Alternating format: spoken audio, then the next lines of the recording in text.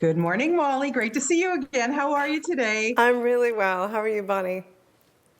I'm good. I'm good. Good. Oh my goodness. They only gave me two episodes. I want more. Oh my Mm-hmm. goodness. It just dives right into like we get right back into it. Yeah. And so I wanted to ask you because what's exciting and what I've seen so far is that Dr. Amy is starting to get these little memory flashes, Mm-hmm. just little things that are starting to come back. How much did that excite you? And what were you most excited about diving into season two?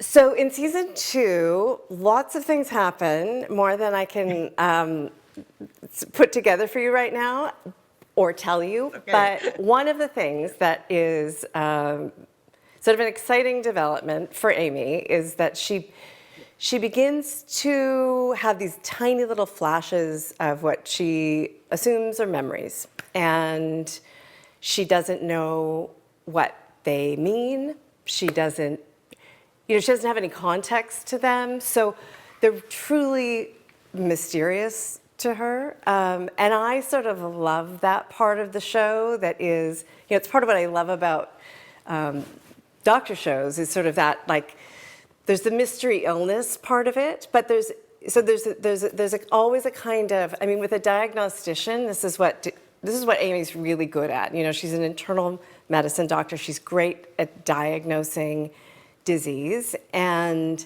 that's a kind of detective job. And Amy also is sort of forced now to do Yes. that in her own life. She's given these clues about her past in the Never form of these little flashes of memory, and she has to figure out what, if anything, they mean. Yeah, 100%. And we also have some new people this season. Firstly, obviously, we have to talk about Felicity Huffman, who, as we find out, she was a friend, doctor friend of yours. And I don't trust her. I don't trust her. Okay, this is what I'm getting so far. What Okay. was it like for you to get on set and work with her? She's such a veteran and such a great actor. Yeah. Felicity Huffman joins the show this season. She plays a woman named Dr. Joan Ridley. I mean, Felicity is a brilliant actress. I've admired her my entire career. And she plays a woman who was Amy's mentor and teacher. And she sort of shows up, and we have there's a vacancy in the job of chief of internal medicine, and she ends up filling that role. I think that Amy, for Amy, this is like the best case scenario, really. This woman was her champion. This is the woman who kind of, I mean, just pushed her and pushed her to be the best doctor that she could be. When Felicity and I have talked about it, and Felicity's sort of said, for her, for Joan, Amy is like, she's like the David Beckham. Like, she's like once in a lifetime kind of a doctor. And her intention is to nurture and make this woman, again, the best doctor in the world. That's really not, Amy wants to be the doctor that she was, but that's not all Of Amy course. wants. Amy wants to sort of unify these split parts of her life. The woman who she remembers herself to be 8 years ago, and the woman who is kind of a mystery to her. Yes, and Yeah. what I'm loving so far is that we are getting snippets of her before the accident, the way she treated people, and I Yeah. know that some of these people are gonna, be in come to fruition later in the series. But for you, Molly, to be able to go back and forth to play old Amy and new Amy, Yeah. what kind of challenge is that for you?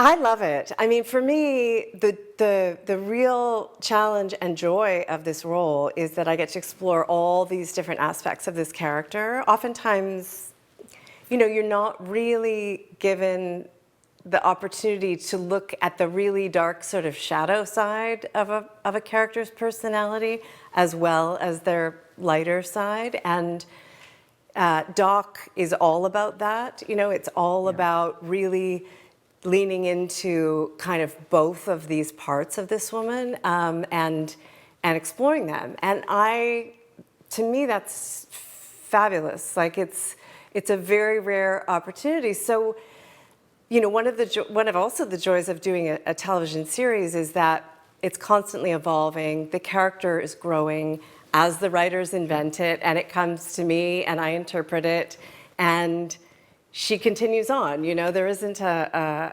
end line or a finish line. So I get to enjoy that process in a way, in the same way that the audience does. When I get the scripts, I'm like, oh wow, I didn't know she. Like, I just learned something the other day. You know, actually, I don't think I can tell you exactly what it is, but I was like, I didn't know that. I called the writers. I was like, really? Okay, interesting. Yeah.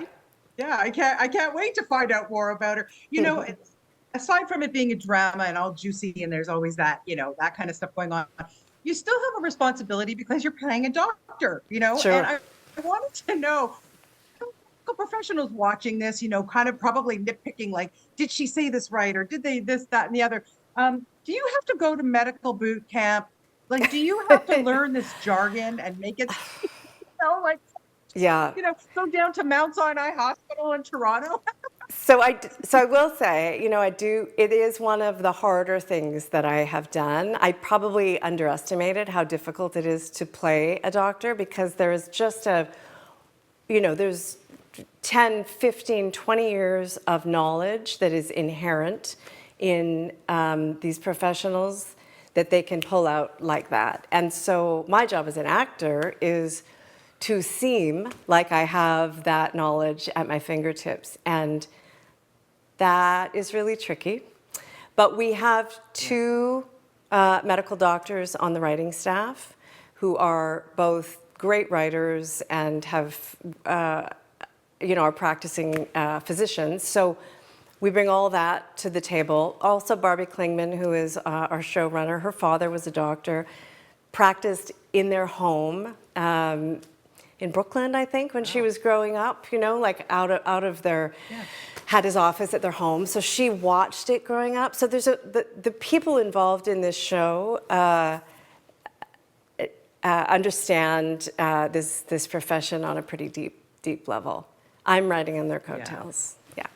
Yeah, well, you are spectacular, as I tell you every time I speak to you. We've been talking for, I don't know, over 30 years now, my dear. And thank you so much always for your time. You're just wonderful. Bonnie. And maybe I can come and crash the set and come to see you in person. It's always wonderful to see you. Thank you so much. You too. Bye. Okay, Molly, I want to be a patient in the waiting room. Okay. There you go. Put you on the list.